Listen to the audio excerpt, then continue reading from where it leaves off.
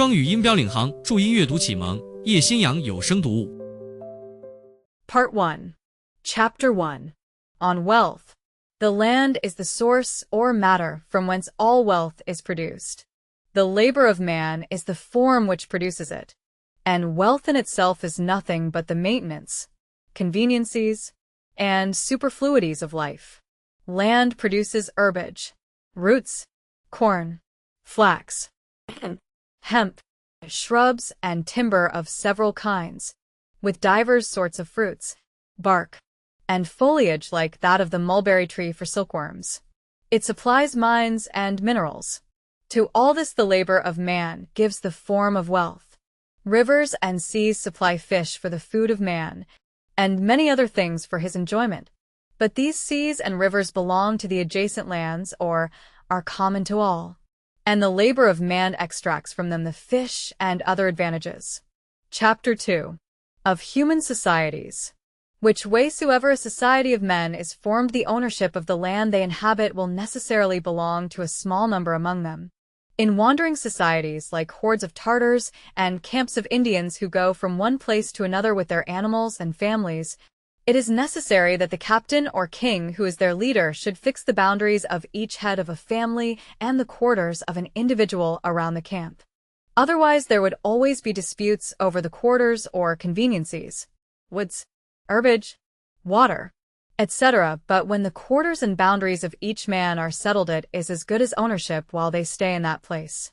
In the more settled societies, if a prince at the head of an army has conquered a country, he will distribute the lands among his officers or favorites according to their merit or his pleasure, as was originally the case in France. He will then establish laws to vest the property in them and their descendants. Or he will reserve to himself the ownership of the land and employ his officers or favorites to cultivate it. Or will grant the land to them on condition that they pay for it an annual quit rent or due. Or he will grant it to them while reserving his freedom to tax them every year according to his needs and their capacity. In all these cases, these officers or favorites, whether absolute owners or dependents, whether stewards or bailiffs of the produce of the land, will be few in number in proportion to all the inhabitants. Even if the prince distribute the land equally among all the inhabitants, it will ultimately be divided among a small number. One man will have several children and cannot leave to each of them a portion of land equal to his own. Another will die without children, and will leave his portion to someone who has land already rather than to one who has none. A third will be lazy, prodigal, or sickly, and be obliged to sell his portion to another who is frugal and industrious, who will continually add to his estate by new purchases, and will employ upon it the labor of those who, having no land of their own, are compelled to offer him their labor, in order to live. At the first settlement of Rome each citizen had 2 journeaux of land allotted to him. Yet there was soon after as great an inequality in the estates as that which we see today in all the countries of Europe. The land was divided among a few owners. Supposing then that the land of a new country belongs to a small number of persons, each owner will manage his land himself or let it to one or more farmers. In this case, it is essential that the farmers and laborers should have a living whether they cultivate the land for the owner or for the farmer. The overplus of the land is at the disposition of the owner. He pay part of it to the prince or the government, or else the farmer does so directly at the owner's expense. As for the use to which the land should be put, the first necessity is to employ part of it for the maintenance and food of those who work upon it and make it productive. The rest depends principally upon the humor and fashion of living of the prince, the lords, and the owner. If these are fond of drink, vines must be cultivated. If they are fond of silks, mulberry trees must be planted and silkworms raised. And moreover, part of the land must be employed to support those needed for these labors. If they delight in horses, pasture is needed, and so on. If, however, we suppose that the land belongs to no one in particular, it is not easy to conceive how a society of men can be formed there. We see, for example, in the village commons a limited fix to the number of animals that each of the commoners may put upon them, And if the land were left to the first occupier in a new conquest or discovery of a country, it would always be necessary to fall back upon a law to settle ownership in order to establish a society, whether the law rested upon force or upon policy. Chapter 3. Of villages. To whatever cultivation land is put, whether pasture, corn, vines, etc., the farmers or laborers who carry on the work must live near at hand. Otherwise, the time taken in going to their fields and returning to their houses would take up too much of the day. Hence the necessity for villages established in all the country and cultivated land, where there must also be enough farriers and wheelwrights for the instruments, plows, and carts which are needed, especially when the village is at a distance from the towns. The size of a village is naturally proportioned in number of inhabitants to what the land dependent on it requires for daily work, and to the artisans who find enough employment there in the service of the farmers and laborers. But these artisans are not quite so necessary in the neighborhood of towns to which the laborers can resort without much loss of time. If one or more of the owners of the land dependent on the village reside there, the number of inhabitants will be greater in proportion to the domestic servants and artisans drawn thither, and the inns which will be established there for the convenience of the domestic servants and workmen who are maintained by the landlords. If the lands are only proper for maintaining sheep, as in the sandy districts and moorlands, the villages will be fewer and smaller, since only a few shepherds are required on the land. If the lands only produce woods in sandy soils where there is no grass for beasts, and if they are distant from towns and rivers, which makes the timber useless for consumption, as one sees in many cases in Germany, there will be only so many houses and villages as are needed to gather acorns and feed pigs in season. But if the lands are altogether barren, there will be neither villages nor inhabitants. Chapter 4. Of market towns. There are some villages where markets have been established by the interest of some proprietor or gentleman at court. These markets, held once or twice a week, encourage several little undertakers and merchants to set themselves up there. They buy in the market the products brought from the surrounding villages in order to carry them to the large towns for sale. In the large towns they exchange them for iron, salt, sugar, and other merchandise, which they sell on market days to the villagers. Many small artisans also, like locksmiths, cabinet makers, and others, settle down for the service of the villagers who have none in their villages, and at length these villages become market towns. A market town being placed in the center of the villages, and at length these villages become market towns. A market town being placed in the center of the villages whose people come to market, it is more natural and easy that the villagers should bring their products thither for sale on market days and buy the articles they need, than that the merchants and factors should transport them to the villages in exchange for their products. 1. For the merchants to go round the villages would unnecessarily increase the cost of carriage. 2.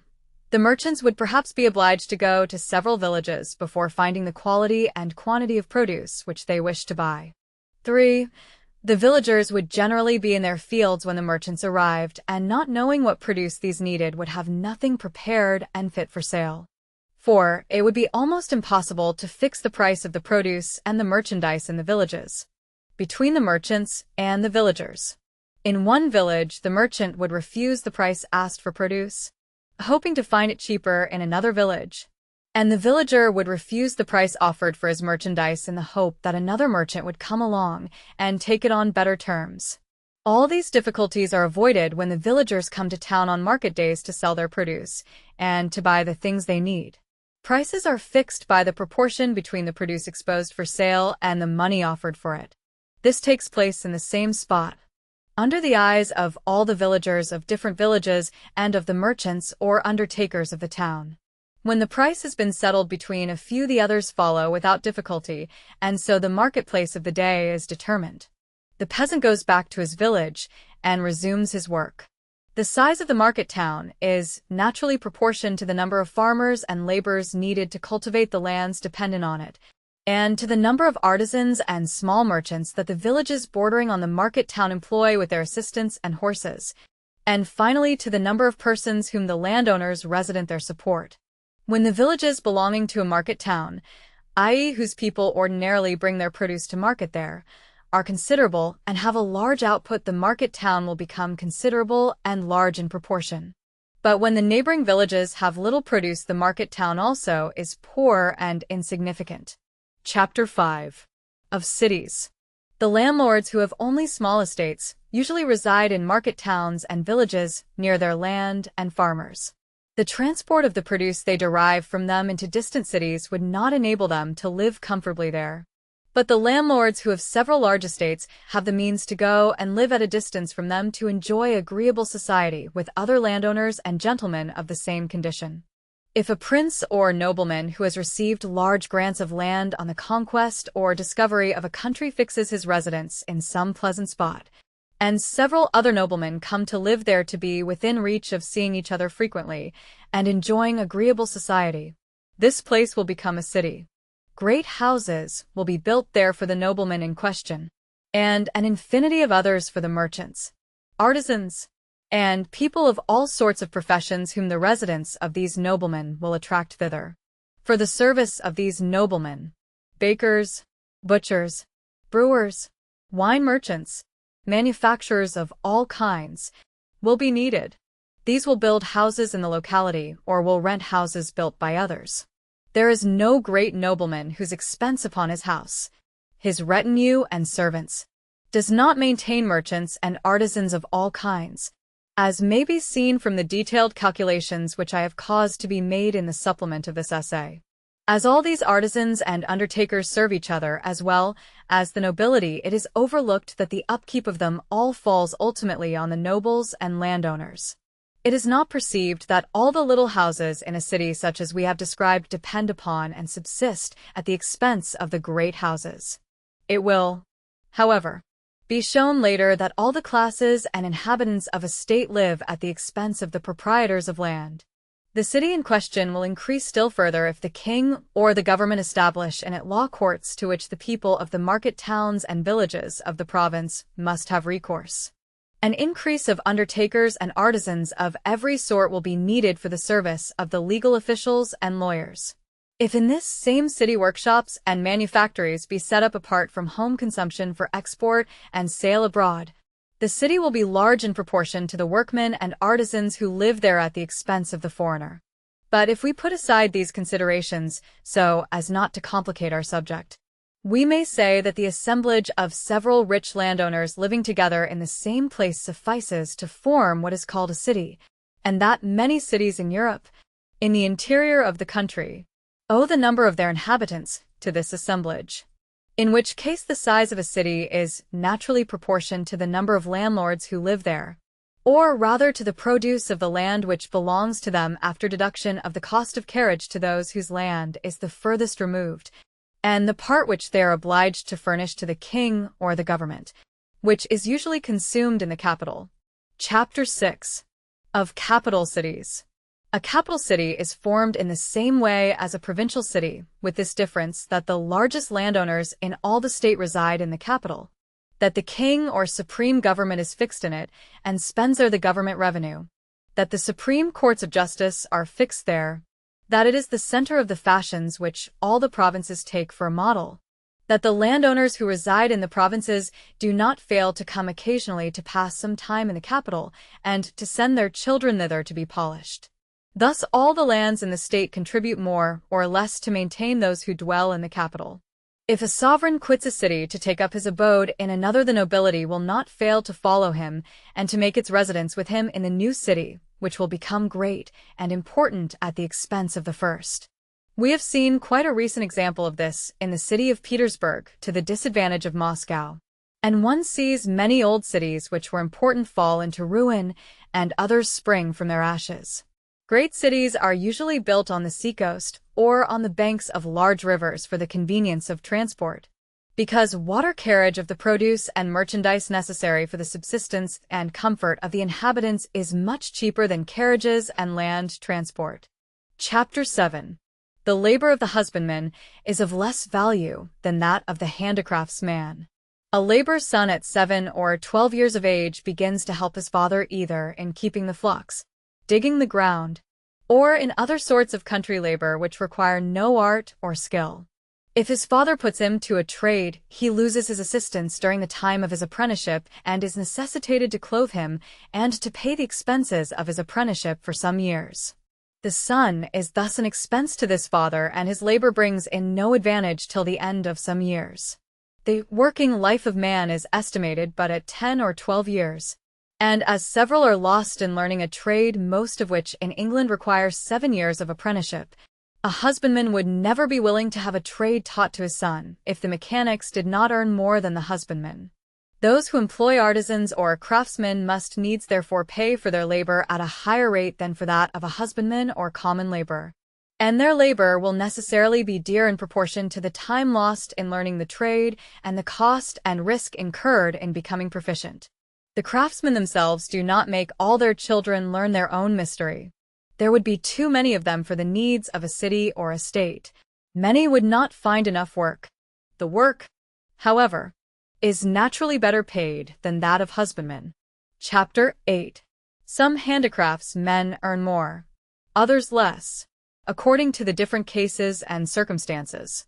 Supposing 2 tailors make all the cloths of a village, one may have more customers than the other, whether from his mode of attracting business, or because he works better or more durably than the other, or follows the fashions better in the cut of the garments.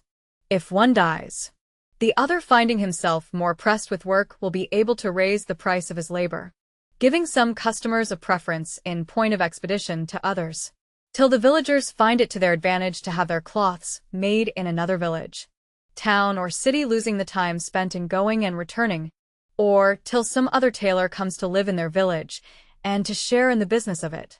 The crafts which require the most time in training or most ingenuity and industry must necessarily be the best paid. A skillful cabinet maker must receive a higher price for his work than an ordinary carpenter, and a good watchmaker more than a farrier. The arts and crafts which are accompanied by risks and dangers, like those of founders, mariners, silver miners, etc., ought to be paid in proportion to the risks. When over and above the dangers skill is needed, they ought to be paid still more, e.g. pilots, divers, engineers, etc. When capacity and trustworthiness are needed, the labor is paid still more highly, as in the case of jewelers, bookkeepers, cashiers, and others. By these examples and 100 others drawn from ordinary experience, it is easily seen that the difference of price paid for daily work is based upon natural and obvious reasons. Chapter 9. The number of laborers, handicraftsmen, and others, who work in a state is naturally proportioned to the demand for them. If all the laborers in a village breed up several sons to the same work, there will be too many laborers to cultivate the lands belonging to the village, and the surplus adults must go to seek a livelihood elsewhere, which they generally do in cities. If some remain with their fathers, as they will not all find sufficient employment, they will live in great poverty and will not marry for lack of means to bring up children. Or, if they marry, the children who come will soon die of starvation with their parents, as we see every day in France. Therefore, if the village continue in the same situation as regards employment, and derives its living from cultivating the same portion of land, it will not increase in population in 1,000 years. The women and girls of this village can, it is true, when they are not working in the fields, busy themselves in spinning, knitting, or other work which can be sold in the cities, but this rarely suffices to bring up the extra children, who leave the village to seek their fortune elsewhere. The same may be said of the tradesmen of a village. If a tailor makes all the cloths there and breeds up 3 sons to the same trade, as there is but work enough for one successor to him, the 2 others must go to seek their livelihood elsewhere. If they do not find enough employment in the neighboring town, they must go further afield or change their occupations to get a living and become lackeys, soldiers, sailors, etc. By the same process of reasoning, it is easy to conceive that the laborers, handicraftsmen, and others who gain their living by work must proportion themselves in number to the employment and demand for them in market towns and cities. But if 4 tailors are enough to make all the cloths for a town, and a 5th arrives, he may attract some custom at the expense of the other 4, So, if the work is divided between the 5 tailors, neither of them will have enough employment, and each one will live more poorly. It often happens that laborers and handicraftsmen have not enough employment when there are too many of them to share the business. It happens also that they are deprived of work by accidents and by variations in demand, or that they are overburdened with work according to circumstances.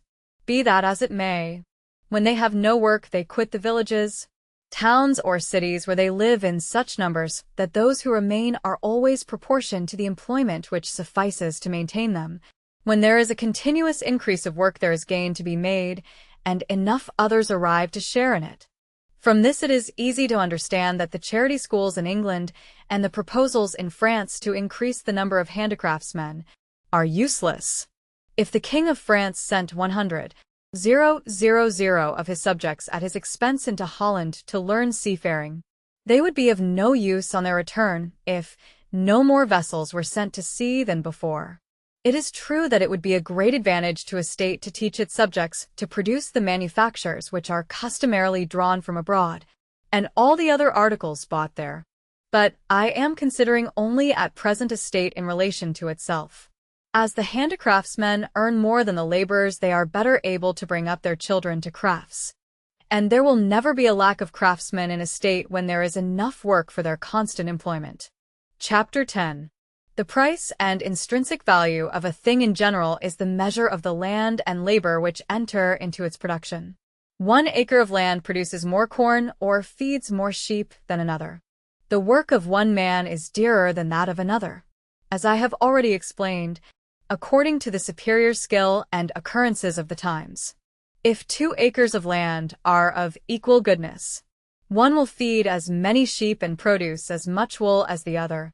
Supposing the labor to be the same, and the wool produced by 1 acre will be the same, and the wool produced by 1 acre will sell at the same price as that produced by the other. If the wool of the 1 acre is made into a suit of coarse cloth, and the wool of the other into a suit of fine cloth, as the latter will require more work and dearer workmanship, it will be sometimes 10 times dearer, though both contain the same quantity and quality of wool. The quantity of the produce of the land and the quantity as well as the quality of the labor will of necessity enter into the price.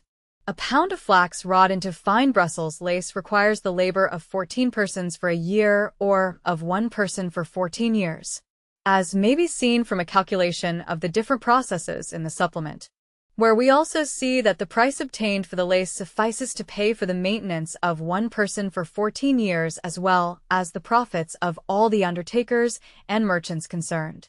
The fine steel spring which regulates an English watch is generally sold at a price which makes the proportion of material to labor, or of steel to spring, 1 to 1,000,000, so that in this case labor makes up nearly all the value of the spring.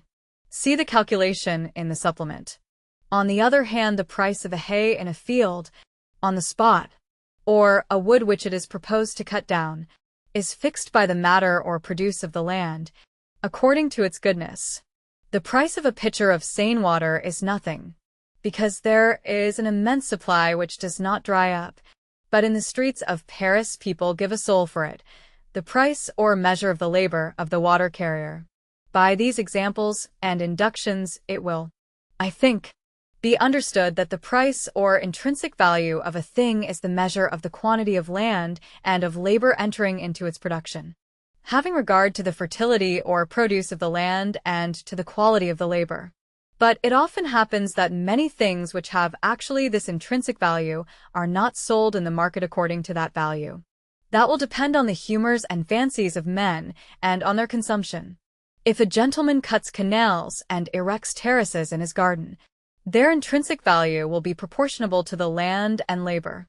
But the price in reality will not always follow this proportion. If he offers to sell the garden, possibly no one will give him half the expense he has incurred. It is also possible that if several persons desire it, he may be given double the intrinsic value, that is twice the value of the land and the expense he has incurred. If the farmers in a state sow more corn than usual, much more than is needed for the year's consumption, the real and intrinsic value of the corn will correspond to the land and labor which enter into its production. But as there is too great an abundance of it, and there are more sellers than buyers, the market price of the corn will necessarily fall below the intrinsic price of value.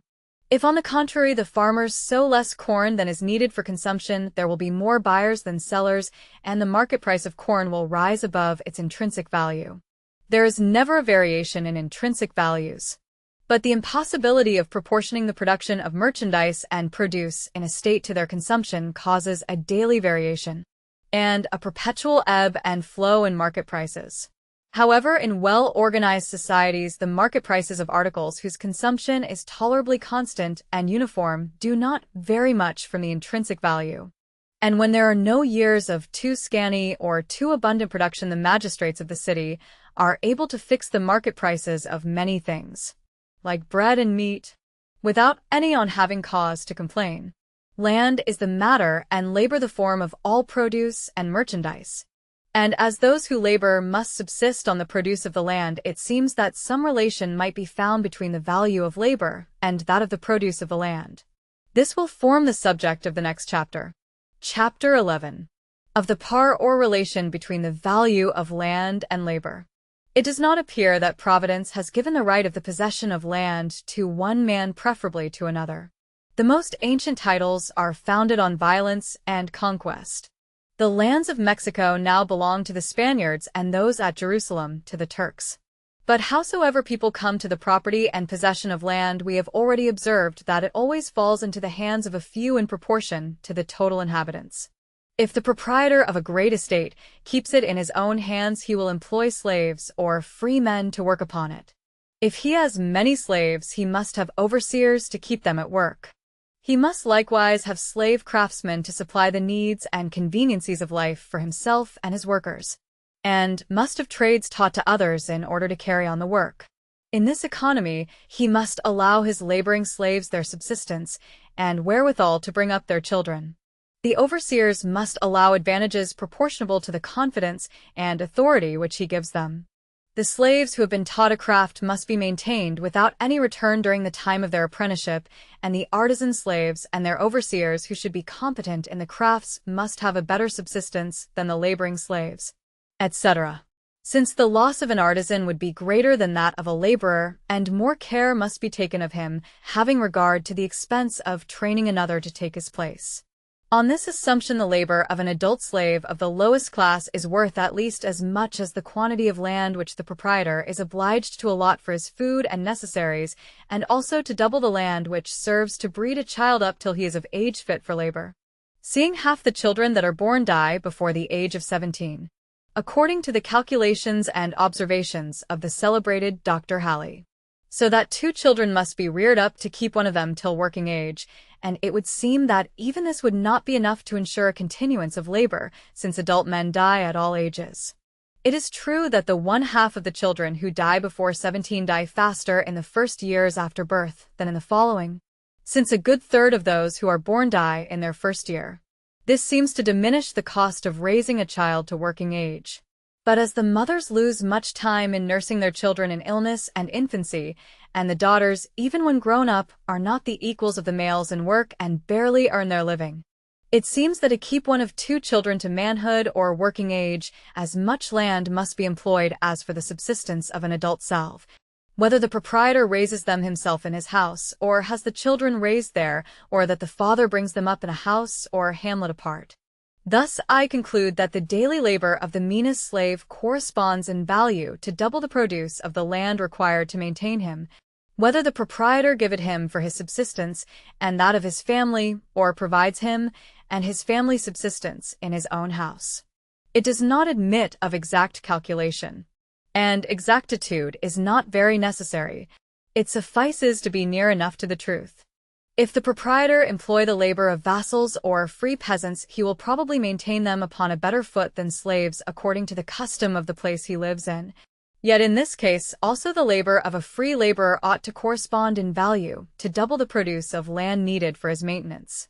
But it will always be more profitable to the proprietor to keep slaves than to keep free peasants, because when he has brought up a number too large for his requirements, he can sell the surplus slaves as he does his cattle, and obtain for them a price proportionable to what he has spent in rearing them to manhood or working age. except in cases of old age or infirmity. In the same way, one may appraise the labor of slave craftsmen at twice the produce of the land which they consume. Overseers likewise, allowing for the favors and privileges given to them above those who work under them. When the artisans or laborers have their double portion at their own disposal, they employ one part of it for their own upkeep if they are married, and the other for their children. If they are unmarried, they set aside a little of their double portion to enable them to marry and to make a little store for housekeeping. But most of them will consume the double portion for their own maintenance. For example, the married laborer will content himself with bread, cheese, vegetables, etc., will rarely eat meat, will drink little wine or beer, and will have only old and shabby clothes, which he will wear as long as he can. The surplus of his double portion he will employ in raising and keeping his children, while the unmarried laborer will eat meat as often as he can, will treat himself to new clothes, etc., and employ his double portion on his own requirements. Thus he will consume twice as much personally of the produce of the land as the married man. I do not here take into account the expense of the wife.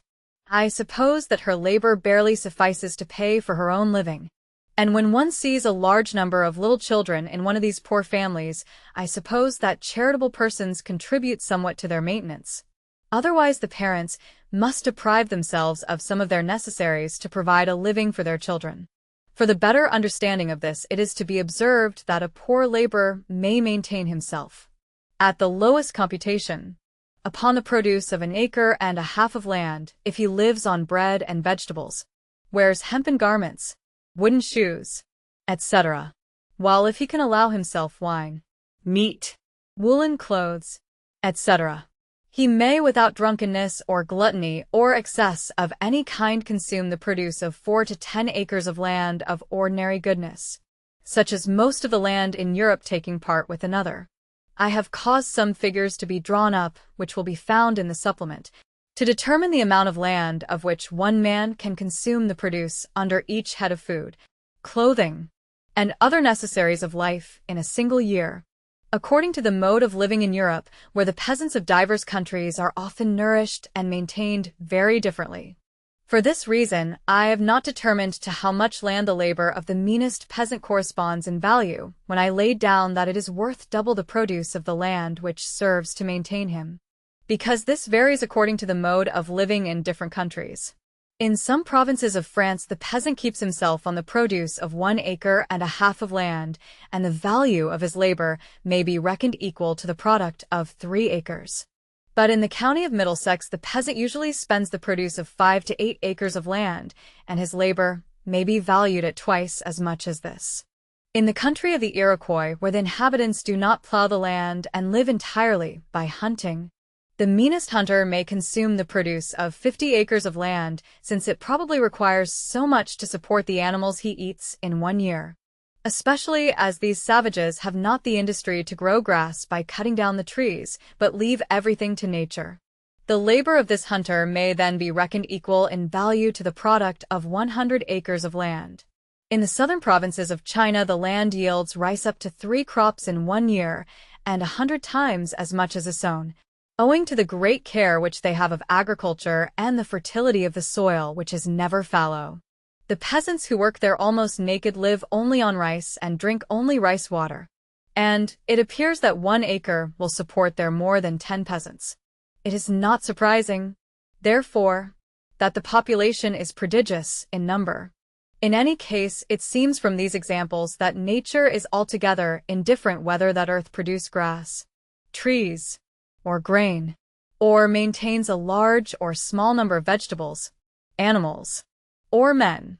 Farmers in Europe seem to correspond to overseers of laboring slaves in other countries, and the master tradesmen who employ several journeymen to the overseers of artisan slaves. These masters know pretty well how much work a journeyman artisan can do in a day in each craft, and often pay them in proportion to the work they do, so that the journeymen work for their own interest as hard as they can without further inspection. As the farmers and masters of crafts in Europe are all undertakers working at a risk, some get rich and gain more than a double subsistence, others are ruined and become bankrupt, as will be explained more in detail in Treating of Undertakers. But the majority support themselves and their families from day to day, and their labor or superintendence may be valued at about thrice the produce of the land which serves for their maintenance. Evidently, these farmers and master craftsmen, if they superintend the labor of 10 laborers or journeymen, would be equally capable of superintending the labor of 20, according to the size of their farms or the number of their customers, and this renders uncertain the value of their labor or superintendence. By these examples, and others which might be added in the same sense, it is seen that the value of the day's work has a relation to the produce of the soil, and that the intrinsic value of anything may be measured by the quantity of land used in its production and the quantity of labor which enters into it. In other words, by the quantity of land of which the produce is allotted to those who have worked upon it. And as all the land belongs to the prince and the landowners, all things which have this intrinsic value have it only at their expense.